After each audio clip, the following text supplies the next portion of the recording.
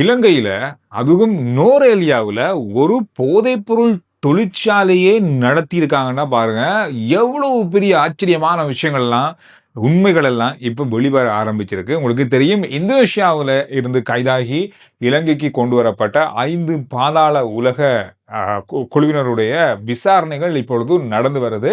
பயங்கரவாத தடை சட்டத்தின் கீழ் அவர்கள் தடுத்து வைக்கப்பட்டிருக்கார்கள். 90 நாட்கள் அவர்களை தடுத்து வைக்கிறதுக்கான அனுமதியை நீதிமன்றம் வழங்கியிருக்காங்க. இந்த மாதிரி நேரத்தில் இவங்களுக்கு விசாரணைகள் தீவிரமாக ஒவ்வொரு பக்கமாகவும் விசாரணைகள் நடந்து வருது. இந்த விசாரணையில தான் இந்த தொழிற்சாலை பற்றிய தகவல் வெளியாகி இருக்கிறது.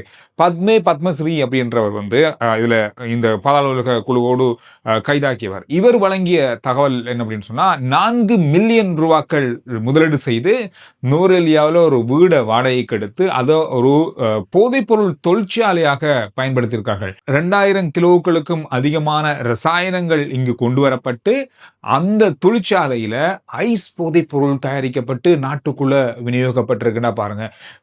ஒரு நாமெல்லாம் நினைச்சிட்டோம் வெளிநாட்டில இருந்து இது கடத்தி வரப்பட்டு போதைப் பொருட்கள் இங்கு வந்து விற்பனை செய்யறாங்க அல்லது விநியோகிக்கிறாங்கன்னு சொல்லி நாம யோசிச்சோம். ஆனா இங்கேவே தயாரிச்சிருக்காங்கன்னா பாருங்க. இது எவ்வளவு பெரிய கவலைக்குரிய விஷயமாக கடந்த நாட்களில் இருந்திருக்கு. இவங்களோட வாக்கு மூலம் இவங்க வழங்குகின்ற விசாரணைகளில் எடுக்கப்படுகிற தகவல்கள்லாம் இது தெரிய வந்திருக்கு. இது போலீசாராலேயோ அல்லது வேற எந்த தரப்பாலேயோ இது கண்டுபிடிக்கப்படலைன்றது இன்னும் ஒரு கவலைக்குரிய விஷயமாக கடந்த நாட்களில் இருந்திருக்கு. இதுக்கு பிரதானமான காரணம் இவர்களுக்கு பின்னால இருந்த போலீஸ் அதிகாரிகள், அரசியல்வாதிகள், அதோடு மட்டுமில்லாமல் இவர்கள் நாட்டை விட்டு தப்பி செல்வதற்கு பாஸ்போர்ட்டுகளை செய்த, அதாவது போலி கடவுச்சீட்டுகளை செய்ய உதவிய அதிகாரிகள் என்று அவர்களும் யார் யார் அப்படின்ற தகவல்கள் இப்பொழுது திரட்டப்பட்டு ஆழமான விசாரணைகள் இப்பொழுது நடந்து வருவதாக சொல்லப்பட்டிருக்கு. வரும் நாட்கள்ல இவர்களும் கைது செய்யப்படலாம். இதற்கு பின்னால இந்த போதைப் பொருள் பாவனை அல்லது போதைப் பொருள் விநியோகம், போதைப் பொருள் தயாரிப்பு, இந்த மாதிரியான பல விடயங்களுக்கு பின்னால கொலை சம்பவங்களும் பல இடம்பெற்றிருக்கிறதாகவும் தகவல்கள் வெளியாக இருக்கு. இதனோடும் சம்பந்தப்பட்ட பல அரசியல்வாதிகள், அரச அதிகாரிகள், போலீஸ் அதிகாரிகளும் சம்பந்தப்பட்டிருப்பதாகவும் சொல்லப்படுது.